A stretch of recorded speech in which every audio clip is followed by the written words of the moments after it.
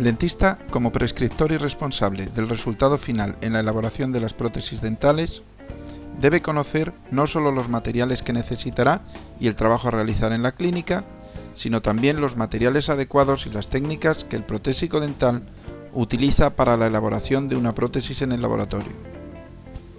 El profesional selecciona habitualmente el material del que está hecha la prótesis, pero también debe conocer y seleccionar los materiales auxiliares en su elaboración, pues de todos ellos depende el resultado final que él debe validar. La prótesis fija por antonomasia es la prótesis colada de metal o metal porcelana, bien sea en su modalidad de puentes o incrustaciones. Para la elaboración de este tipo de prótesis, los materiales finales a utilizar son el metal y la porcelana, pero en su proceso de elaboración utilizamos otros muchos que es interesante conocer. El primer paso para fabricar un puente fijo es la toma de impresiones, que se realizará con elastómeros, de los cuales el más usado son las siliconas de adición por su gran estabilidad dimensional al no producir subproductos en su reacción de fraguado.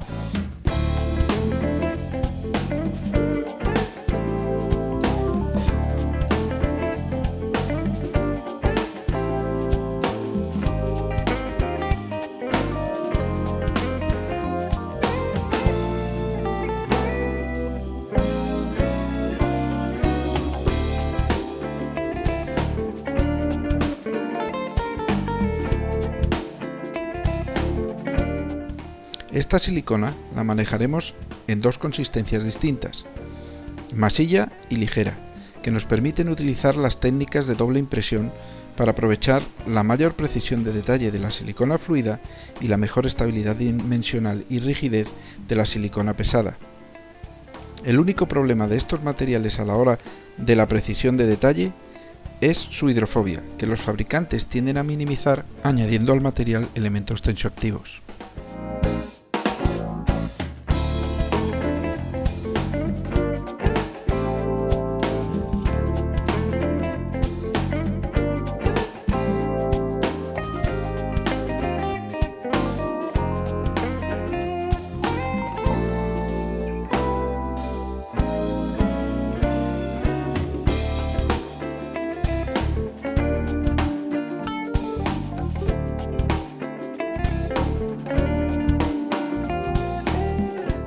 También se podría tomar una correcta impresión con poliéter, que es otro elastómero con excelentes propiedades mecánicas, que una vez fraguado resulta un material muy rígido y antes de fraguar presenta una muy buena fluidez. Esto permite que con una sola consistencia media del material obtengamos buenos resultados, tan buenos como los obtenidos con las técnicas de doble impresión de las siliconas. Este presenta además la ventaja de ser hidrofílico. El segundo paso en la elaboración de la prótesis fija es el positivado de la impresión. Debemos usar escayolas con una buena resistencia mecánica tras el fraguado, como son las escayolas piedra mejorada tipos 3 y 4. Para conseguir estas propiedades mecánicas finales es fundamental una correcta dosificación. En el laboratorio se hace pesando el polvo de escayola y midiendo el agua para obtener una mezcla homogénea con la fluidez justa para su manipulación. Además, se mezclan en un vaso de vacío para reducir el número de poros en el material final y obtener las mejores propiedades mecánicas posibles.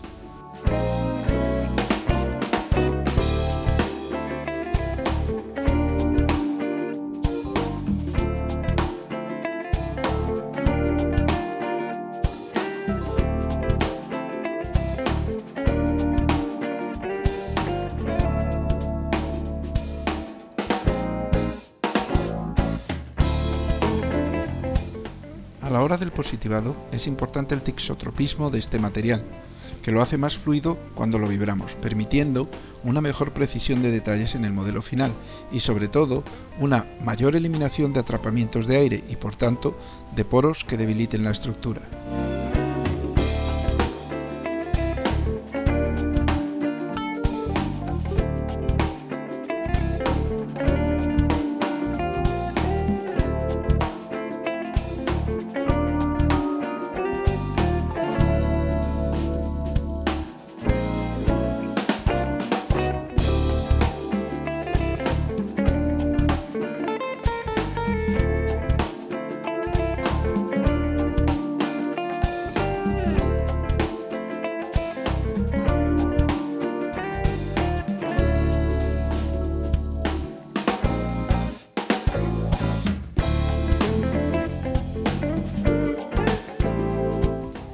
Para el correcto manejo en el laboratorio se suele proceder a la individualización de muñones, que permite al técnico una más cómoda manipulación en los procesos que siguen en la confección de la prótesis metal-porcelana.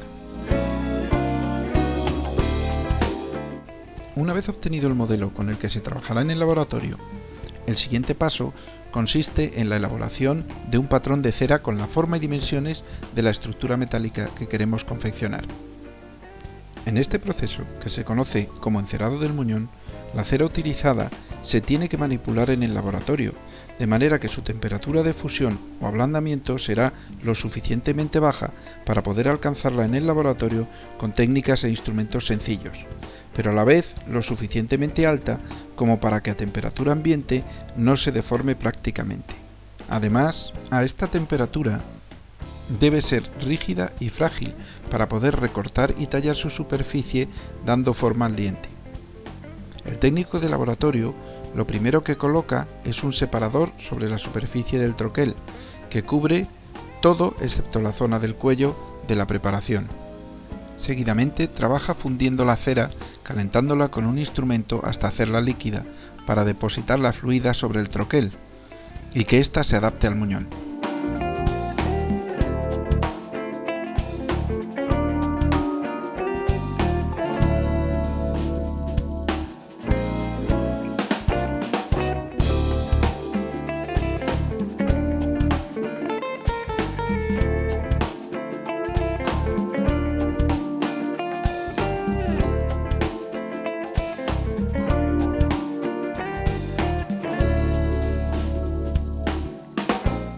El técnico utiliza ceras de distintos puntos de fusión, reconocibles por sus distintos colores, de manera que puede trabajar por capas, colocando siempre ceras de mayor punto de fusión debajo y en las capas superiores ceras de menor punto de fusión, que no ablanden a las primeras.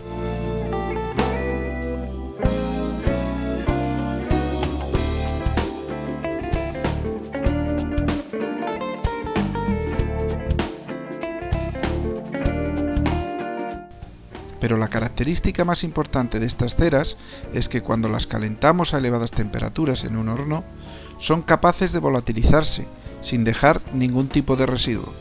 Es por ello que a esta técnica se le denomina colado a cera perdida.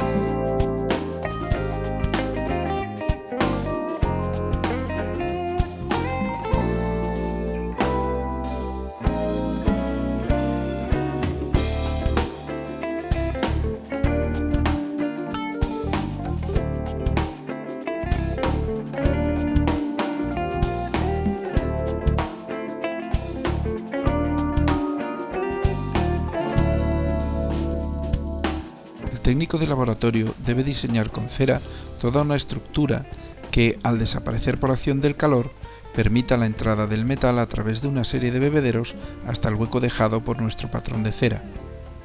Los formadores de bebederos son cilindros de la misma cera que no deja residuos.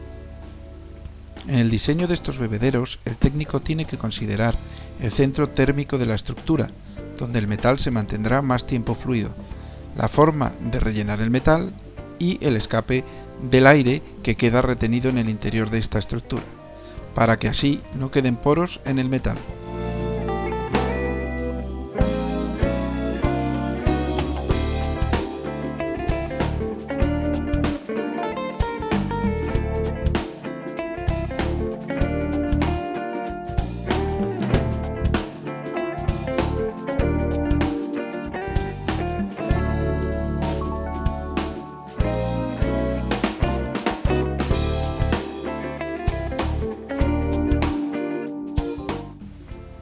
Debe colocar suficientes bebederos en los lugares precisos y con la forma adecuada para que entre el metal líquido y salga el aire.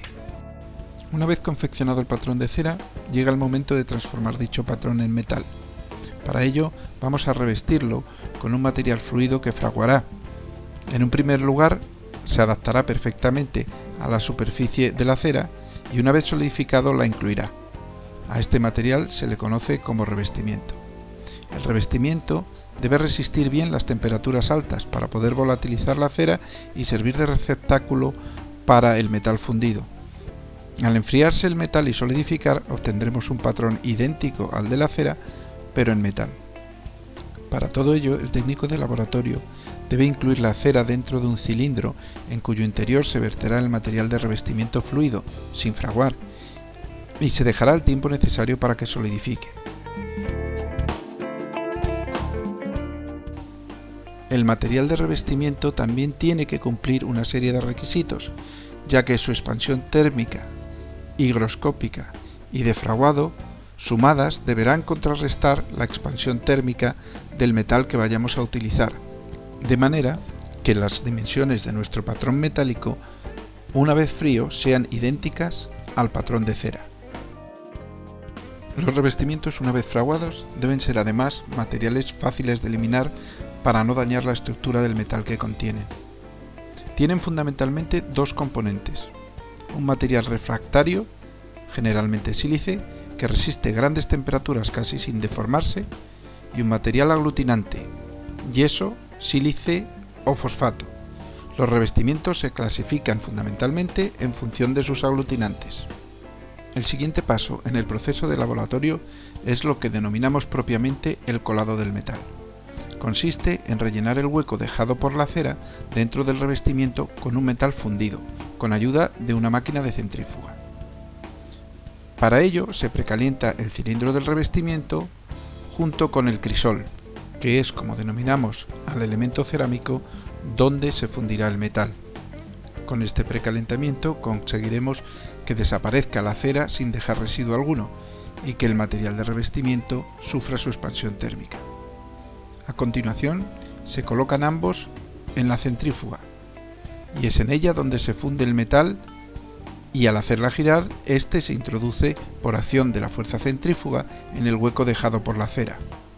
Por ello es bueno que los metales que se utilicen en estas técnicas tengan un peso molecular alto, para que sean fáciles de centrifugar.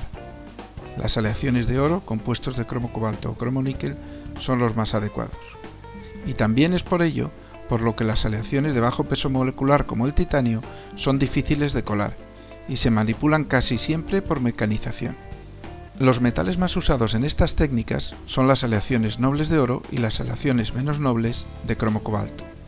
El profesional debe conocer exactamente la composición de las aleaciones utilizadas, ya que es él el que debe seleccionar la más apropiada por sus propiedades mecánicas y biológicas para la estructura que pretende fabricar.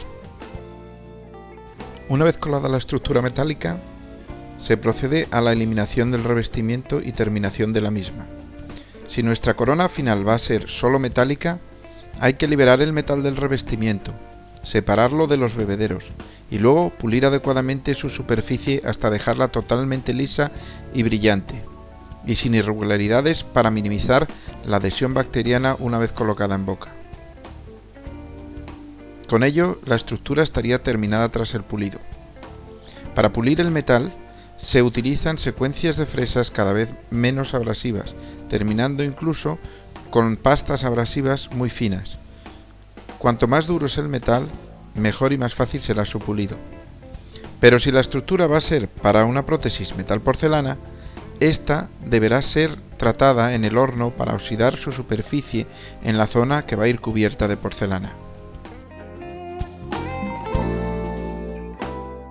En cuanto a las porcelanas que se usan en este tipo de prótesis, debemos decir que están diseñadas por los fabricantes para poderlas colocar sobre el metal por capas, imitando las distintas capas del diente y consiguiendo los efectos estéticos propios de la estratificación que tiene el propio diente natural.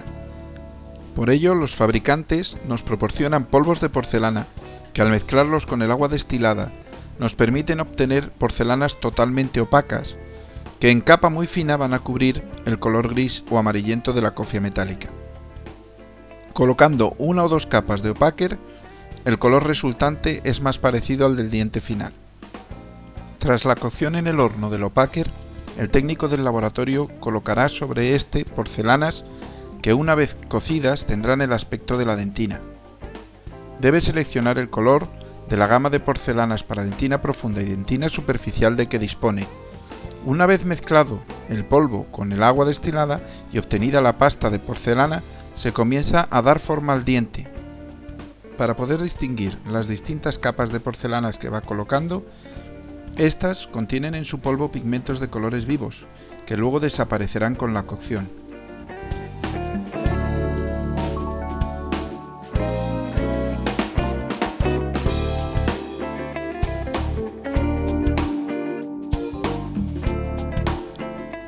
Todas las porcelanas se colocan mezclando el polvo de porcelana con agua destilada y por capas. Entre una capa y la siguiente hay que cocer la porcelana. Cada cocción comienza lentamente, es lo que se conoce como precalentado, para evaporar poco a poco el agua, y luego termina a la temperatura exacta que requiera la porcelana que vamos a fundir. Además, hay que tener en cuenta que cada capa debe tener una temperatura de fusión inferior a la de la capa situada debajo de ella, y a su vez la capa más profunda, la opacificadora, debe fundir a temperatura inferior a la del metal que la sustenta. Para conseguir estas temperaturas sin errores, los hornos que se emplean en este tipo de prótesis deben ser muy precisos y su manipulación y la de estos materiales muy cuidadosa. Una nueva capa superficial de porcelana para esmalte permite el acabado transparente, como por ejemplo el del borde incisal de un diente. Y una última capa de una porcelana para glaseado de muy bajo punto de fusión permite el acabado superficial brillante de nuestro puente metal cerámico.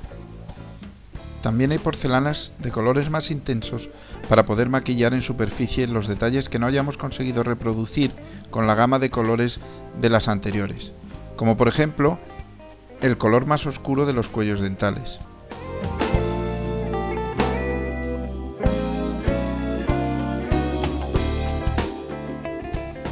La gama de color de todas estas porcelanas es muy amplia y con una manipulación adecuada se consiguen resultados estéticos muy notables.